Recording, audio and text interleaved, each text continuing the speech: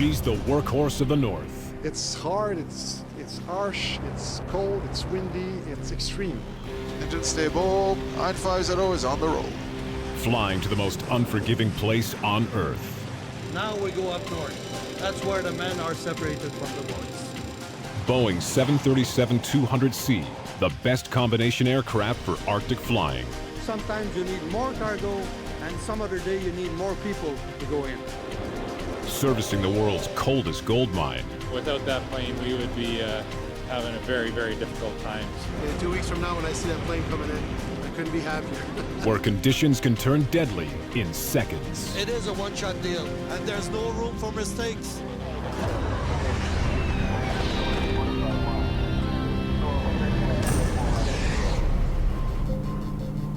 Mirabel Airport, near Montreal, Quebec, home to the powerful 737-200C. The 737 is the best-selling commercial jetliner in history. She's the go-to aircraft for short-haul flights throughout North America and Europe. Her pilot is Bruno Saint-Jacques. It's a good airplane. It's one of the best airplanes in the world, so we can carry cargo and personnel. And as well, the airplane is quite fast. All right, first leg here, from here to Val d'Or, Mirabel to Val d'Or, 49 minutes, and 33. So This morning, Bruno that. and co-pilot Jean-Christophe Seguin prepare their next mission for Nolinor Aviation, a charter airline servicing the most rugged terrain in the world. Zero fuel weight, 41,804 kilos. Pretty high, huh? Today, they will be delivering essential food, equipment, and workers to a booming gold mine in the Arctic. Very good weather, although cold. So for the kind of job we're doing, it's the perfect plane. We can go on the gravel with a jet, so we can fly high, we can fly fast, and we can land on small strip. And it's pretty much what's all about the North. This mission is one of 4 weekly flights to Meadowbank Gold Mine in Nunavut. Without the plane, the mine would shut down. Yeah, we are a lifeline to go to Meadowbank. It's important because every hour they're losing money. And it's not in terms of a few bucks. It's about sometimes in terms of $10,000s that they're losing every time the mine is shut down. There's no other way to get there besides the airplane. After departing Mirabel, Nolinor's 737 will fly to Val d'Or, Quebec, to pick up workers and essential supplies before continuing to Meadowbank Gold Mine in Nunavut. Sky clear in Meadowbank and 6 miles Viz plus. Winds are 290, 18 knots. Looks good, sky clear all the way, and no turbulence in high altitudes. But flying close to the North Pole, the weather can change in an instant. Anything could happen because Baker Lake is so near Meadowbank. It's only 40 miles, and it's advertising 2 miles in ice crystal blowing snow. So we might get some of it or none at all. We'll know once we get there. Es-tu jamais les 5? No, Sky. On va ouvrir la porte. If any pilot understands the challenge of flying in this vast region, it's Bruno. I have 22,000 hours flying up north, and that's where I live. That's where I am, up north. Last week, we were delayed 3 days because the weather was so bad. There was a wind up to 40 knots, which is about 55 miles an hour, with snow. In Nolinor's hangar, flight engineer Savas Alexiou reconfigures the 737 for today's cargo. 5,400 kilograms of food, 3 pallets of machinery, and 57 passengers. The guys and me are removing the wall that basically separates the cabin and the cargo so we could get more space out of it. Today's shipment has extra cargo. That means losing 18 passenger seats. So we're gonna end up being able to put 3 pallets instead of 2 so we can make sure that the important cargo is gonna come on board. This 737-200C is a combination cargo and passenger aircraft, or Combi for short. Measuring almost 30 meters long, over 11 meters high, with a wingspan of 28 meters, When transporting cargo and passengers, this super hauler can be configured for 7 pallets of full cargo, 120 all-passenger seating, or any combination in between. Could have cargo of any size, any form, put it in, as well as bring in passengers that they need. That's what makes it different, this aircraft compared to the other ones. The 737 is almost good to go. Today's shipment is heading 2,300 kilometers north to Meadowbank Gold Mine. Meadowbank produces millions of dollars of gold every year. We mine approximately 30 million tons of rock in a year. Out of that, a little over 4 million tons is ore.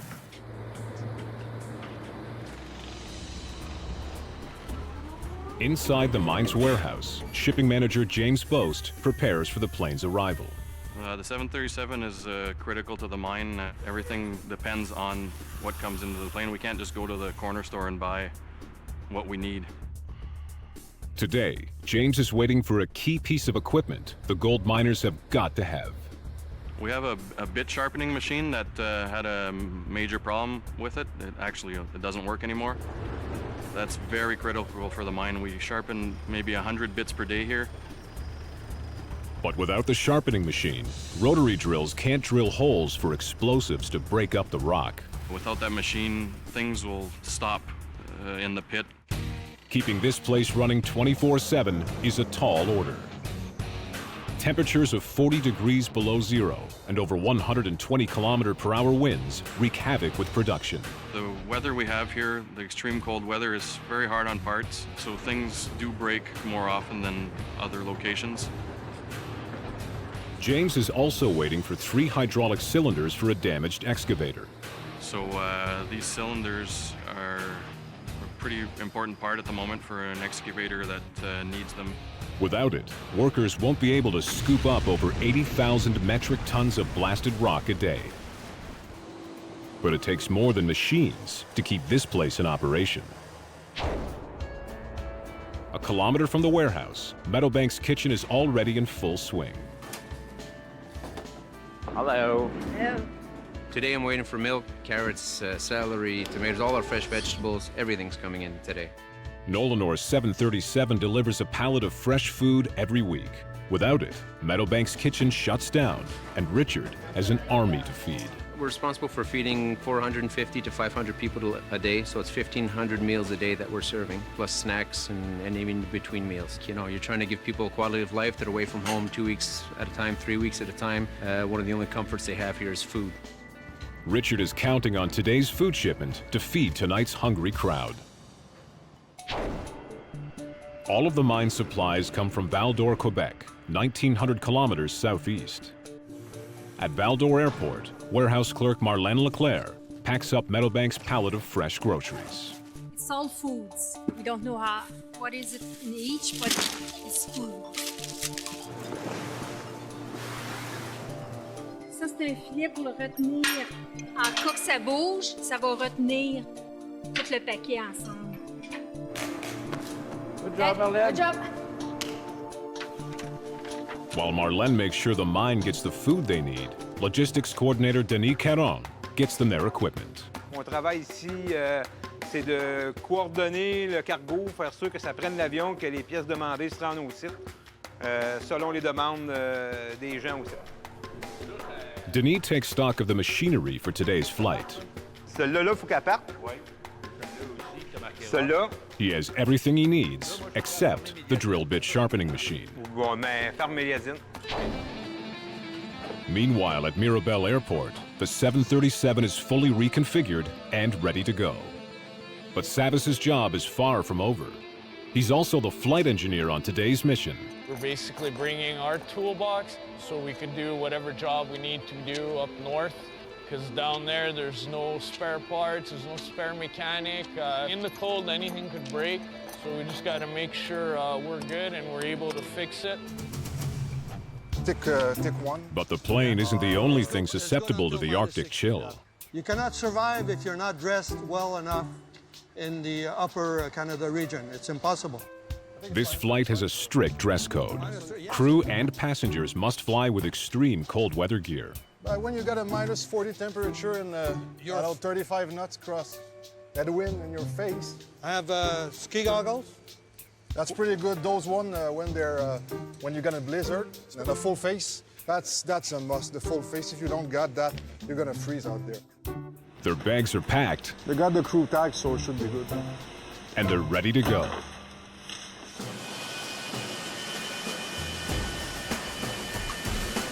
Cabin is secure. All right, here we go. For takeoff. For takeoff, flaps. Jet stable. Set takeoff thrust. Takeoff thrust set. 80 knots. Check. V1. Rotate. Positive rate. Get up. Flap thrust. Flaps up. Nolinor's 737 takes to the skies right on schedule, 7 a.m. sharp. Her first destination is Val-d'Or Airport in Quebec. 90950, climb to 16,000. 90950 is clear 16,000. This leg is a quick 50-minute hop, with only 5 minutes spent flying at altitude. The thing is, a jet, you want to go high and fast, but you don't want to burn your fuel staying low. For us, it's a rush because as soon as you're done taking off here, you already think about the descent and the approach. We just canceled the IFR with Montreal. We're going for the runway 36. I will be there in about 10 minutes. The 737 is on its final approach to Val-d'Or. But on the ground, Denis Caron is missing a vital piece of cargo for Meadowbank. The drill bit sharpening machine hasn't arrived. And if Nolinor's 737 doesn't deliver it today, work in the pit could come to a standstill. In western Quebec, this 737 is on a mission to bring vital equipment and workers to a remote Arctic gold mine. Landing checklist, engine star switches. Landing. Speed brake. Speed brake, on green light. Landing check is complete. First stop, Val-d'Or Airport to pick up its entire payload. During that time, we need to load the cargo, to fuel, load the luggage. Everybody got his job to do. If you do it right, we can make quick turnaround. But on the ground, in the airport's warehouse, a vital piece of mining equipment is missing. Logistics coordinator Denis Caron tracks down the drill bit sharpening machine. Salut Yves, Denis.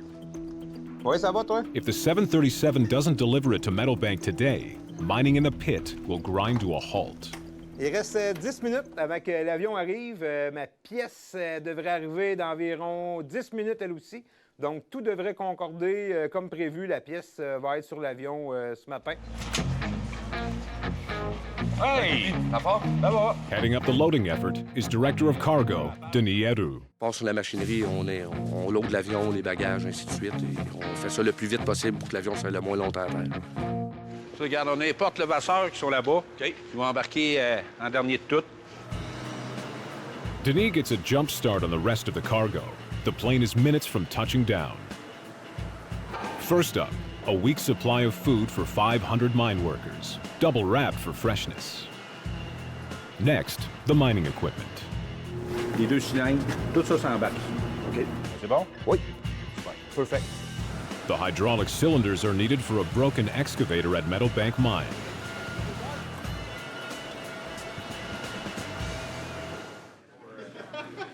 In the airport's terminal, the gold miners wait for today's flight.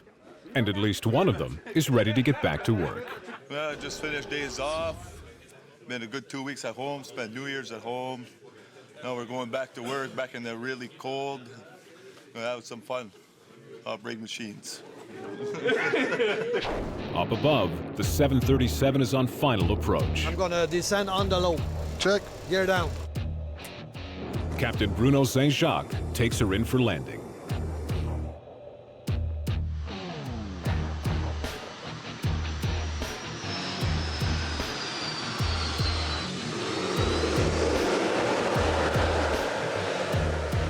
Knots, 60 knots. Back tracking runway 36. First line of business, refuel the plane. Even though the flight to Val-d'Or was under an hour, the 737 flies high and fast, and she's a gas guzzler. Now, flight engineer Savas Alexiou readies the plane for today's load. Time is ticking. I want to see if the loose cargo is coming on board or not, and that's about it. Co-pilot Jean-Christophe checks the status of the drill bit sharpening machine. Salut JC! Ça va bien? Parle-moi en français. OK, la mine. C'est quoi la grille? La bite, ouais, c'est arrivé. Parfait. The sharpening machine is on site and almost ready for shipping. On the tarmac, loading is underway through the 737's side cargo door. It's one of the unique features of this combination aircraft.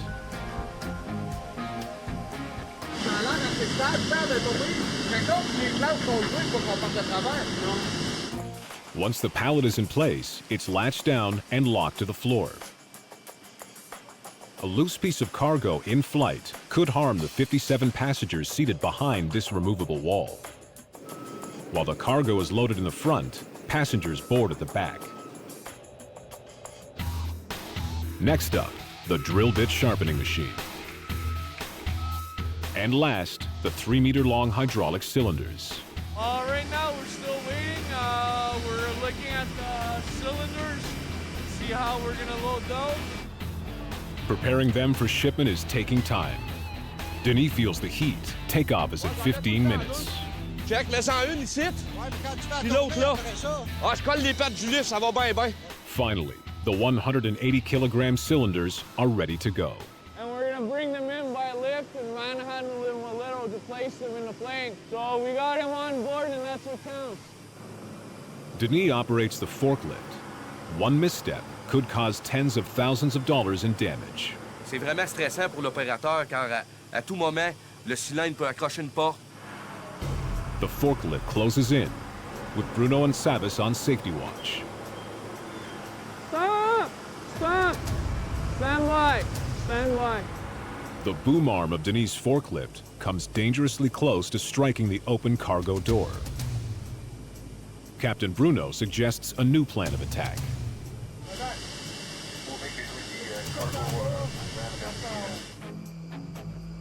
So that's the second position of our door. There's two positions on it.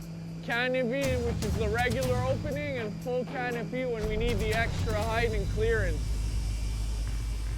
It's a tight squeeze, maneuvering the 3-meter-long cylinders through the plane's 3.3-meter opening. Whoa, whoa! Good there. Check le bout de la palette. Ah. Getting them in place is only half the battle. Now Savas needs them to stay put. So we're just strapping down everything, make sure it doesn't move on takeoff, landing, and all the way through the trip. So since it's an odd type material and not a basic pallet like this, it's just a little more complicated. Yep. Basically, this is the final step, the fire tarp. It's a requirement since we have passengers. We gotta make sure that if anything catches on fire or anything, we're safe and this is gonna contain it. Cargo is secure and the passengers are all aboard. Pilots Bruno and Jean-Christophe need to get their wheels up. This is where we're gonna leave Val-d'Or to Meadow. We still have 3 hours and somewhat 30 minutes to go of a flight at 32,000 feet. They're on the move, despite reports of bad weather at Meadowbank. Not too far from there is ice crystal forecasted and it might affect the visibility on the approach. Set takeoff thrust. Engine stable. Takeoff tower set. 950 is on the roll. Getting to the mine safely will mean pushing the plane and crew to their limits. Val-d'Or, Quebec, the pickup point for Nolinor's 737 mission to the Arctic. Montreal Center, good day. Nolinor 950 rough Val-d'Or, 5,000 feet in the climb. Fully loaded with vital supplies and workers, she begins a 3.5-hour trek north to Meadowbank Gold Mine. But bad weather is looming. The weather can be really, really changing fast. If we're taking off from Val-d'Or, it could be sky clear in Meadowbank, and by the time we get to the middle of the Hudson Bay, it's already down to the minimums. Even in the best conditions, landing at the mine is a challenge. Strip in Meadowbank is pretty short. You need to touch down at the right place. It's a gravel strip, so you have to configure the plane. We have to be sure that the braking action is good. It's kind of a one-shot deal. 1,900 kilometers north at Meadowbank, road supervisor Stéphane LaRose helps make their landing a safe one. So the airstrip is very short, and the aircraft have to stop very quick. And we have to keep the airstrip in tip-top condition at all time. Overnight, a thick layer of ice formed on top of the 1,500-meter airstrip. Stéphane's grader breaks it up. For the airstrip, we installed those spinner blades. They are a lot better to increase the braking friction. Without proper grip, the plane could overshoot the runway and land in the mining pit. We're not only shoveling the airstrip, we break the ice, we turn the airstrip like paper sand. Once the ice is broken up, airport controller Ghislain Baudouin tests the runway. So that's what I'm doing now is getting prepared to do the runway friction index. That's what I do first thing in the morning after checking what's the weather going to be like today.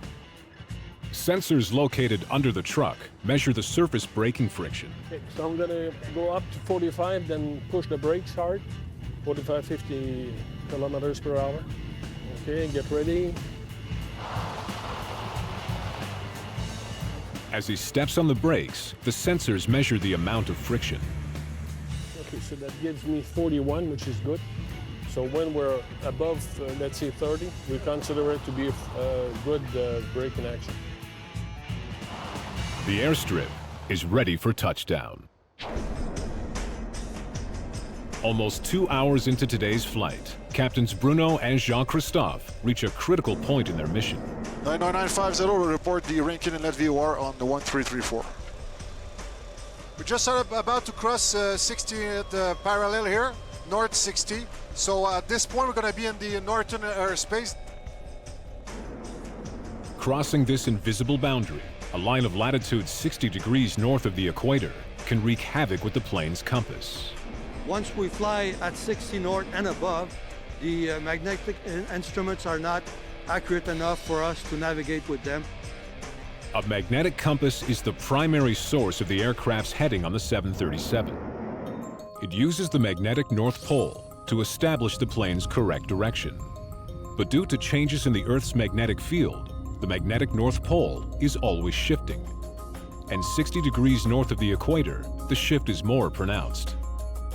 They switch their heading system to the true North Pole, a fixed point of longitude and latitude.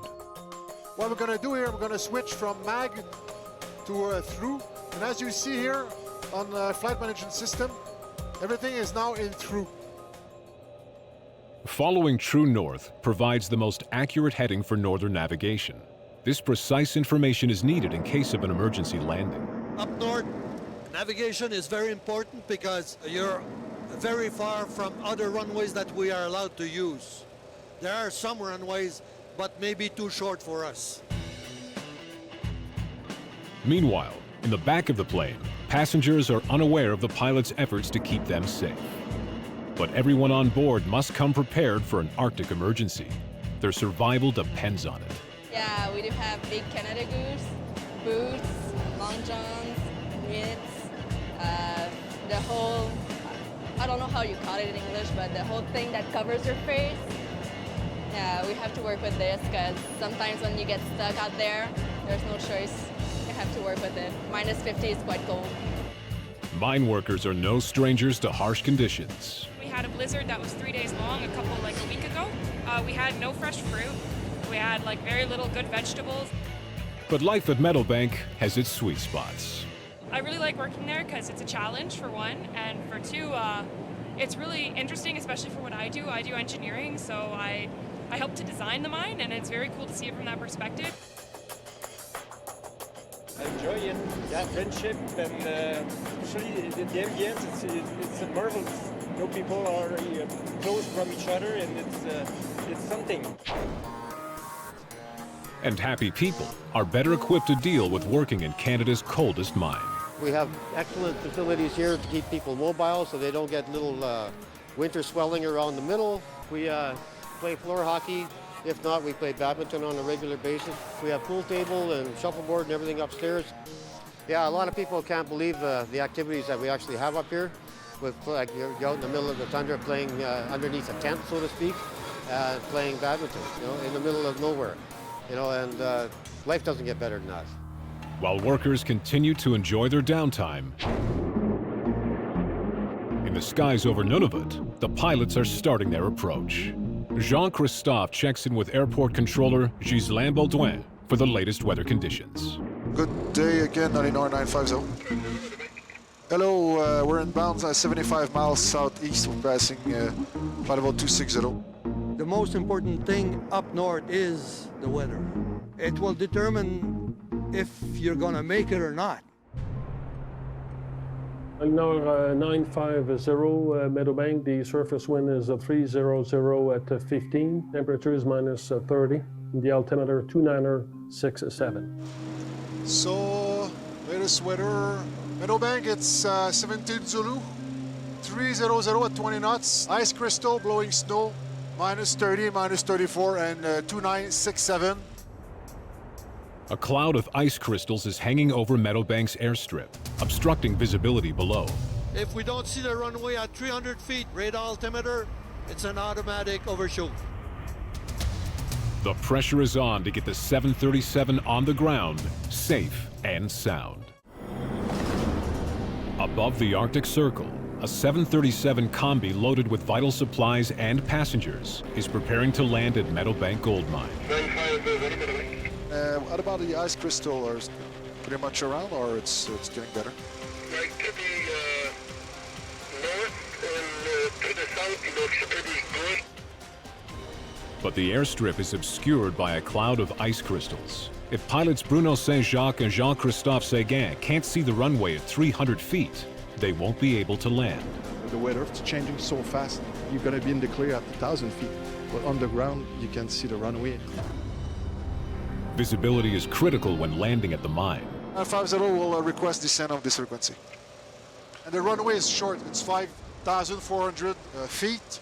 So we need to touch down the first 1,000 feet, and after that, stop there. You only have a certain length of runway that you have to stop on because there's a ditch on both ends. And it's a real eerie feeling. I feel like I understand these guys when they talk about landing on an aircraft carrier, because it's pretty much exactly what it is. But finding the runway is only half the battle. When their wheels touch down, loose gravel can puncture the fuselage. That's why Nolinor's 737 comes equipped with a gravel deflector attached to the nose landing gear. A 1.2-meter-long deflector shields the underbelly of the aircraft from spraying gravel when taxiing on unpaved airstrips. So there's no other jet airplane that can do the job that this airplane is doing. At home base in Mirabel, Quebec. Okay, gear down. Gear down. Mechanic Jason Falana-Leduc inspects a newly installed deflector on another 737 in Nolinor's fleet. Today we are going to test a full retraction extension cycle of the nose landing gear. That's important to make sure that the ski doesn't interfere with the retraction after takeoff and with the extension for landing. If it's not properly locked down, you can have a nose crash when you hit the ground, or if it's not going up properly, when you're in the air, it's going to cause a lot of drag, so you're going to have to come back on the ground. Okay, ready, Cedric? Yep. Hydronic!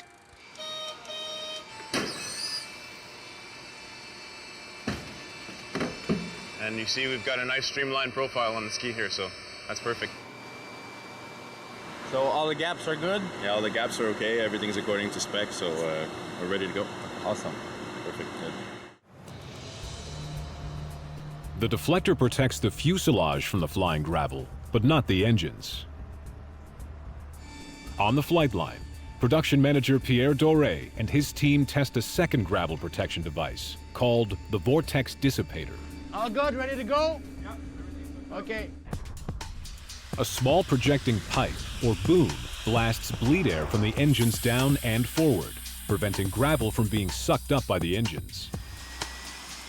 Without it, the fan blades of the 737's jet engines would be destroyed. The technicians are currently installing a pressure gauge. So once the engine is going to be running, we're going to turn the system on and off. And they're going to check that the proper pressure from the engine is feeded to the gravel deflector boom. Okay, so I'll need a Marshall, and I'll go crank up the engine.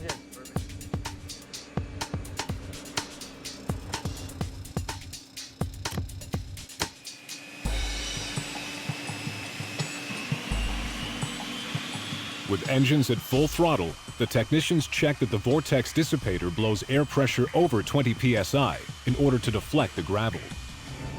So guys, unwent? All good? Yep. 22 psi on opening and 0 on closing. Okay, any leaks on the valve? No leaks? Okay, so you can remove all the test equipment, put the cap back on, we double check, then we'll close the cowling, we're good to go.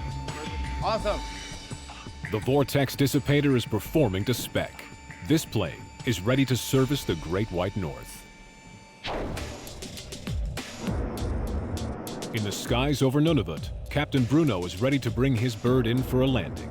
There's no room for error at all. It is a one-shot deal. One approach only and then direct the alternate. But the airstrip is still hidden below the cloud of ice crystals. Bruno relies on his GPS to guide the plane towards the start of the runway. Back on profile.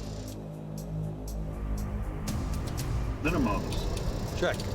Landing.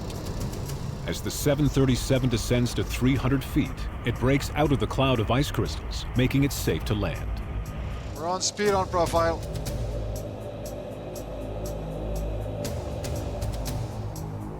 On speed.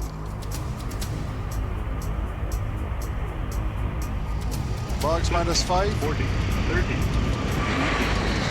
10. Speed brake up. Reverser normal. It's a spot-on touchdown. 90 knots. 60 knots. The deflector does its job, shielding the 737's fuselage from flying debris. Nice landing. Thank you.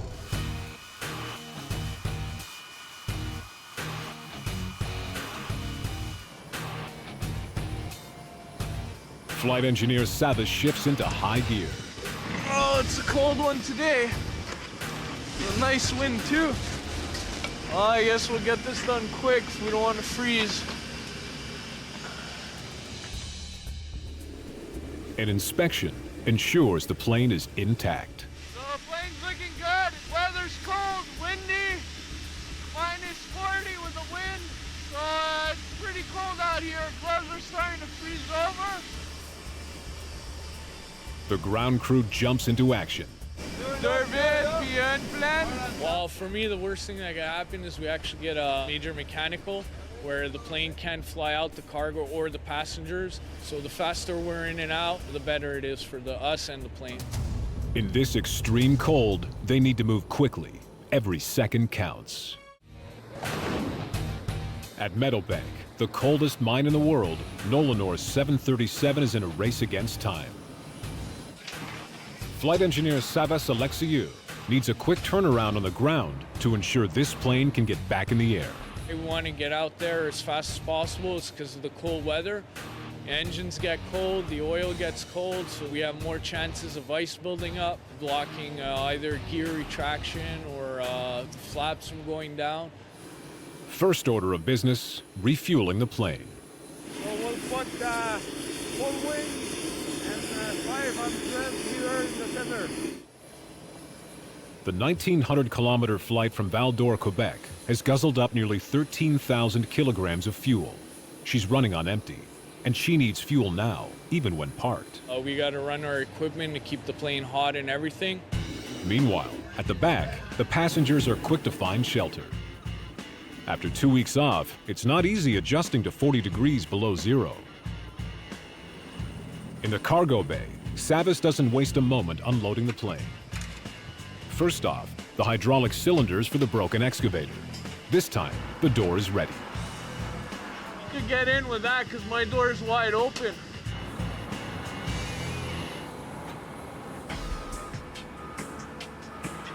All right, guys, there's the part you needed.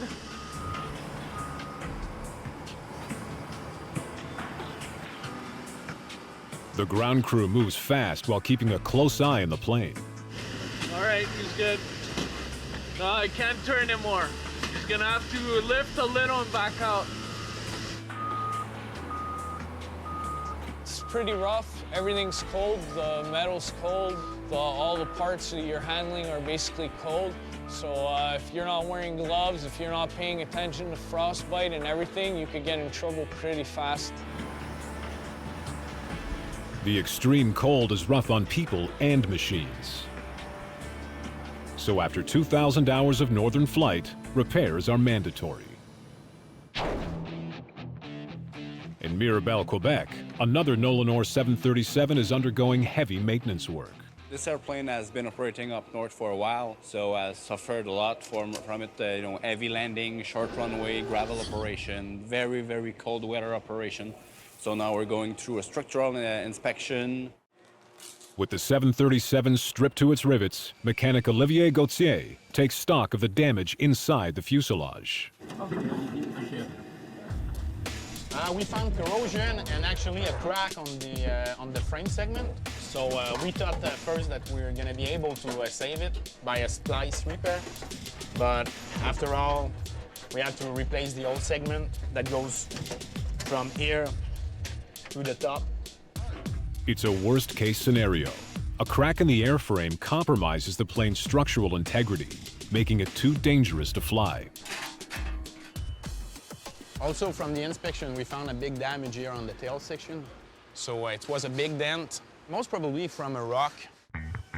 The battered section has been cut out. Now, the aircraft's skin needs to be repaired.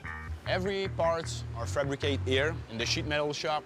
We have to form every single parts for the repair. We have all the machine, all the tools. Sheet metal, made of aluminum alloy, is used to patch the hole. They're shaping the part for the fuselage contour. We call that an English wheel that stretches the metal. It's then cut to precise measurements. 45. All right, so we'll cut it at around 50. Okay, let's go. Bring it. This 737 has already undergone 2,000 hours of work, but another 1,500 hours of overhaul is still required before it can return to the skies. In a few months, this plane will be back servicing the north.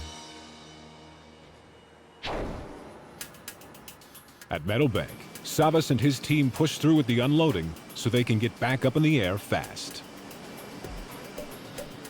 The much-anticipated drill bit sharpening machine is next up. Just watch until he comes because it's going to slide.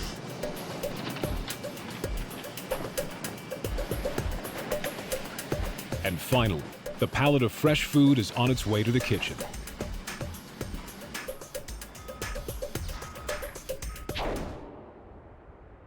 For Chef Richard Jackson, the food can't come soon enough.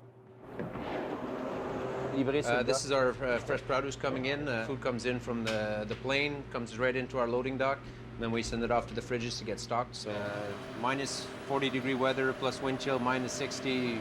Fresh produce doesn't last very long at all. Richard is happy that his produce didn't freeze while on the airstrip.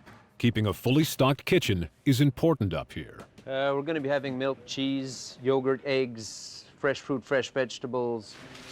Go through about 900 liters of milk a week. We get about 12,000 pounds of food a week. Fresh food that's coming on the plane every week. Without this regular delivery, supplies dwindle. We have had times we've come very close to running out, but we run out of certain things where you got to be a little creative and sort of make up for it. So. Hi, Andre. Hi.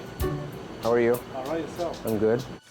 With hundreds of hungry workers to feed today, the produce flown in on the 737 is already on the cutting boards. So everything that would come in on the plane, most of the fresh vegetables, this guy will be responsible for preparing them, cooking them, heating them up, and getting them out served to the customers. Half a kilometer from the kitchen, James Boast is on standby in Meadowbank's warehouse. The cylinders for the broken excavator are first to arrive. Everybody's gonna be happy we got this one. He'll ship them straight to the maintenance garage, where they'll be installed in the excavator. This is our bit sharpening machine that everybody's anxious to get. We'll get it unpacked and get it where it needs to go so they can get it up and running. Okay, Caleb, you know where this goes. They're waiting for you. With that new sharpening machine, the work in the pit will soon get back up to speed. On the airstrip, Savas is still under the gun. He's got to load the southbound cargo, and time is running out.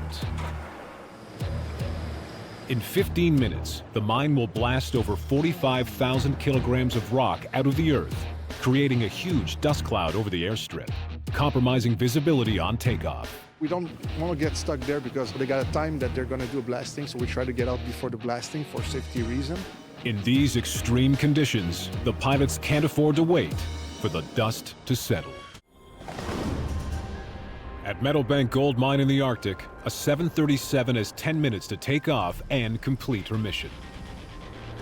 A scheduled blast in the open pit could delay departure and put the plane at risk of a mechanical breakdown from the extreme cold weather.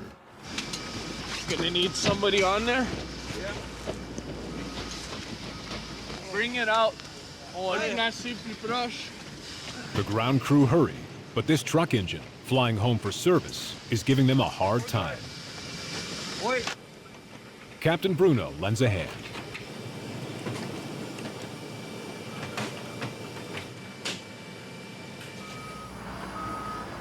We not only bring equipment in, but we take the broken equipment out from there, because a mine uses a lot of equipment and it breaks down. When you have to crush rock, it's metal against rock, and sometimes the metal would break down, so that part has to be replaced, and that's what we do. Go and step at the other end. Okay. Right on. In Meadowbank's cafeteria, Chef Richard is keeping his customers happy. Well, what's on the menu today is we have flank steaks, and it's a real winner with the guys here. For steaks, we have to have, 450, 500 steaks ready to serve. Cooked as fresh as we can get them.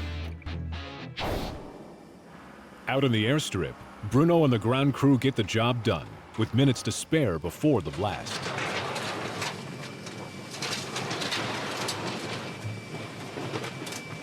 Take care. Hey, take care. Our cargo's out. We're bringing back what we gotta bring. So before our engines freeze over with this weather and the cold, we gotta close that door, do my walk around, and get out of here as fast as we can. Before they take off, Savas has one final inspection to make sure nothing is cracked or broken. Ground kit's looking good. It's frozen over, but it's good.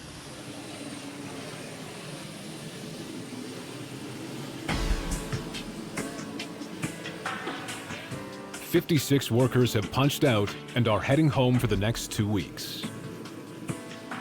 Bruno's team has pulled through. It's a real good feeling because they need everything that we bring here. Now, we've done our job, we're going back home.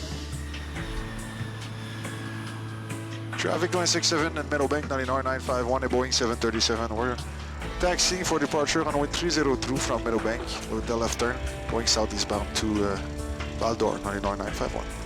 For takeoff checklist complete. Okay. Set takeoff thrust. Past 80 knots. Check. V1, VR.